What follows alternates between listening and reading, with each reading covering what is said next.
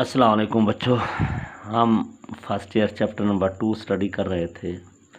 Last time आपको याद होगा ये चैप्टर बेसिक एक्सपेरिमेंटल टेक्निक के बारे में था। तो लास्ट टाइम हमने टेक्निक को प्रोसीड स्टडी करते करते लास्ट टेक्निक पे पहुंच गए।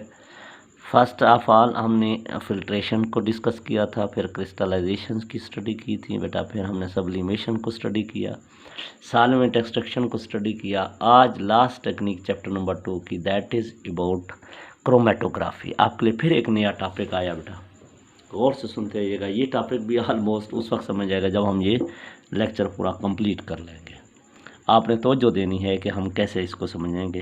क्रोमेटोग्राफी भी थोड़ा लेंथी टॉपिक है, इसको भी मैंने 2 लेक्चर में ले आया हूँ बेटा, ताकि आपको अच्छे तरीके से समझ आ गए। एक ही लेक्चर में देता तो फिर सारी बातें इकट्ठी मिक्स हो जाती, तो आपके लिए समझना बहुत मुश्किल हो जाता है।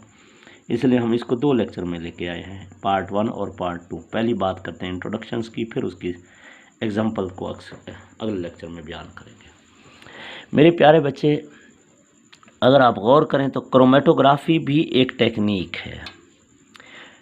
It is a technique use to separate component of mixer. हमने 2-4 चीज़ों को आपस में मिक्स कर दिया था, तो उनको अलग करना है on the basis of their relative अफिनिटीज, relative distributions towards 2 immiscible faces. 2 faces का 2 इमिसिबल का मतलब मिक्स ना होने वाली बेटा, मिक्स ना होने वाली। तो 2 इमिसिबल फेसेस का इस्तेमाल करके हमने मिक्सर के कंपोनेंट्स को अलग करना है। किसकी बेस के ऊपर? डिस्ट्रीब्यूशन। क्या मतलब? जो कंपोनेंट किसी एक फेस में ज़्यादा होगा डिस्ट्रीब्यूट होगा, दूसरी फेस में कम डिस्ट्रीब्यूट होगा, तो उनकी क्या होगी? रिलेटिव डिस्ट्रीब्यूशन मुख्तलिफ होगी इमिसिबल फेसेस की तरफ। तो हमने इमिसिबल फेसेस का इस्तेमाल करते हुए मिक्सर के कंपोनेंट को एक दूसरे से अलग करके दिखाना है। ऐसी टेक्निक को क्या नाम देते हैं बेटा? क्रोमेटोग्राफी। अब एक बात और गौर से सुनिएगा, इसका वर्ड मीनिंग बताऊं तो chromatography is the combination of 2 Greek word, एक क्रोमेटस दूसरा graphy. Combination of 2 Greek words, chromatos and graphy. Chromatos mean colour, graphy mean writing. क्या मतलब इसका ओवरऑल मीनिंग बन गया? Colour writing. मेरे ख्याल में अब यूं समझने की कोशिश की, ये तो वर्ड मीनिंग बताया है, सवाल पता होता है ये नाम क्यों रखा गया। शुरू में मेरे बेटा ये टेक्निक कलर कंपोनेंट को एक दूसरे से अलग करने के लिए इस्तेमाल की जाती थी। यानी ऐसा मिक्सचर जिसके अंदर कलर कंपोनेंट थे, उनको अलग करने के लिए इस टेक्निक का इस्तेमाल किया जाता था। तो मेरे प्यारे बच्चे, जब इस टेक्निक का कलर, लेकिन वक्त के साथ साथ अब कलरलेस भी बेटा क्या हो सकते हैं? सेपरेट हो सकते हैं। अब मेरे प्यारे बच्चे, अब ऊपर में डेफिनेशन में आया लफ्ज़, आप ये भी याद रखिएगा, this technique also follow distribution law. This technique also follow distribution law. अब मेरे प्यारे बच्चे, हमने इमिसिबल फेसेस का तस्करा किया। तो फेस 2 किस्म की, एक स्टेशनरी फेस है, दूसरी मोबाइल फेस है। स्टेशनरी फेस को फिक्स फेस भी कहा जाता है, मोबाइल फेस को मूविंग फेस भी कहा जाता है। अब देखो बेटा, जो स्टेशनरी फेस हो सकती है, it may be solid surface और मे बी लिक्विड। सॉलिड हो सकती है या लिक्विड है, जिसको अप्लाई किया होता है, जिसको डिपॉजिट किया होता है, जिसको सपोर्ट किया होता है on thin film on the surface of inert solid.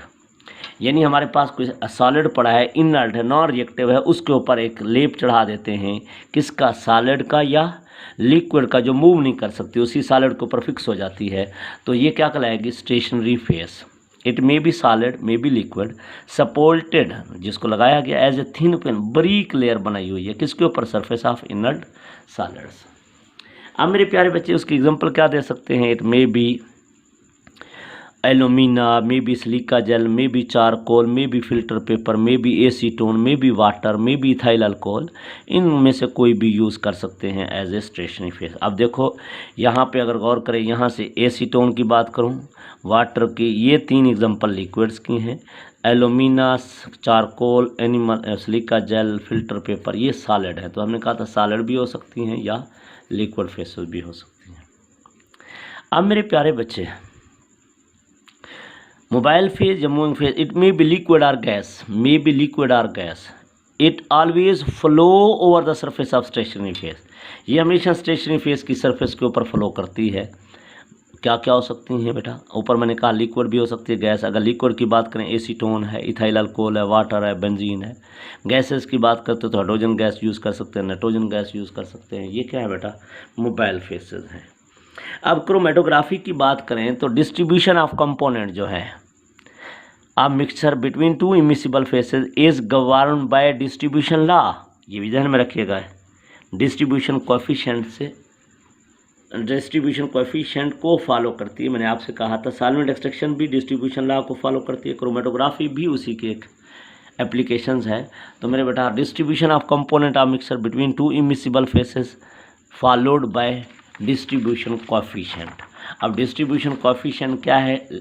It is the ratio of concentrations of component in the mobile phase to the concentration of component in the stationary phase.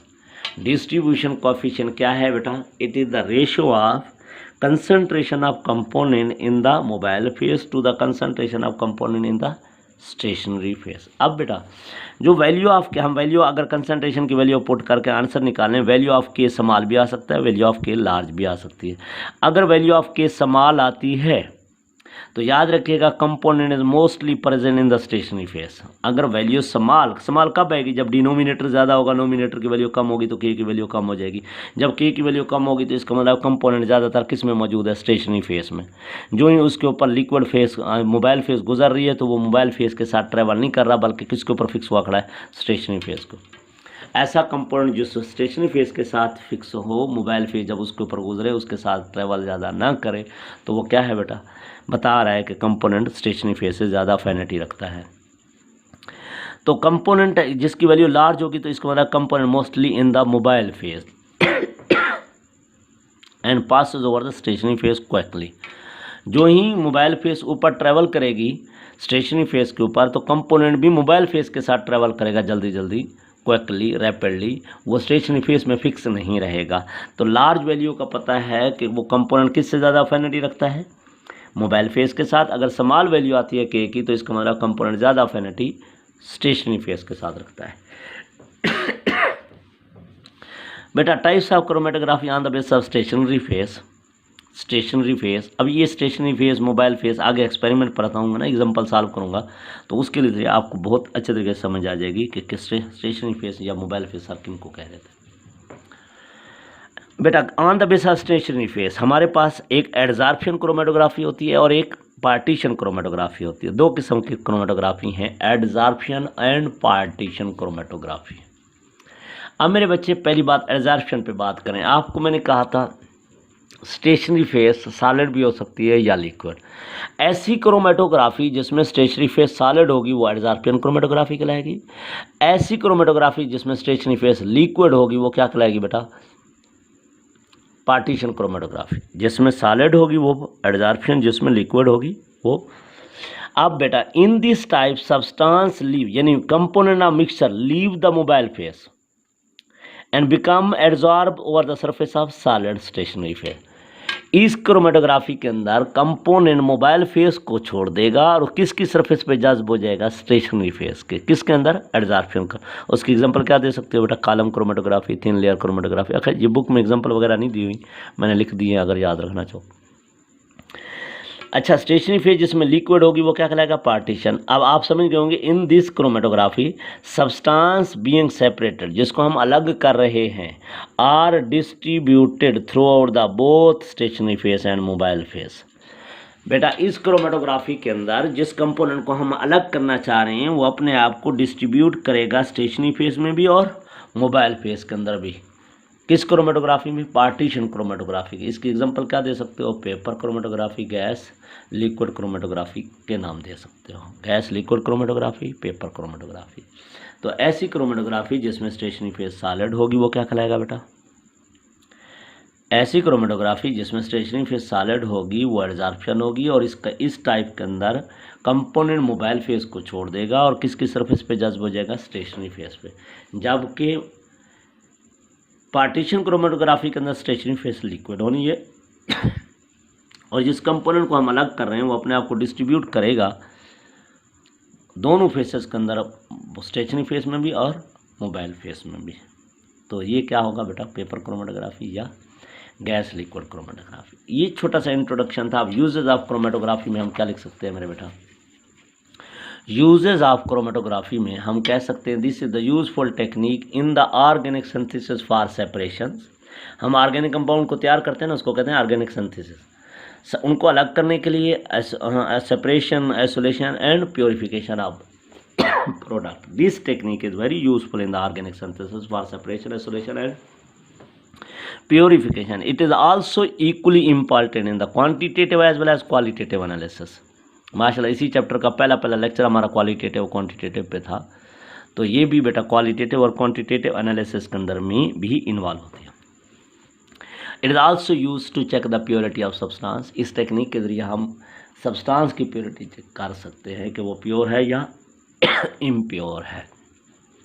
This was the introduction of मेरे बेटा chromatography. अब आपके जहन में आया होगा sir ये technique को हमें सावाज़ समझ नहीं आई कि आपने कहा कंपोनेंट्स को अलग किया जाएगा the base of the relative अफिनिटीज between two immiscible faces. तो फिर आपने कहा डिस्ट्रीब्यूशन कोएफिशिएंट, फिर इनको अलग करना है। अब मेरे बच्चों इसकी तफसील के लिए हमारे पास जो टॉपिक है that is the paper chromatography. Paper chromatography, ये जो अभी मैंने आपको पढ़ाया ना, पार्टीशन क्रोमेटोग्राफी के अंदर एग्जांपल दिया है पेपर क्रोमेटोग्राफी। अब पेपर क्रोमेटोग्राफी की तफसील पढ़ के हम ये सारा क्रोमेटोग्राफी वाले जो पहलू था इसको क्लियर करेंगे और उम्मीद है कि आपको 100% समझ आ जाएगी अभी जब मैं बात करूँगा पेपर क्रोमेटोग्राफी की। अगले लेक्चर में हम पेपर क्रोमेटोग्राफी की बात करेंगे ताकि आप इस इंट्रोडक्शन को सामने लेके बैठें ताकि अगला लेक्चर अच्छे तरीके से आपको समझ आ जाए।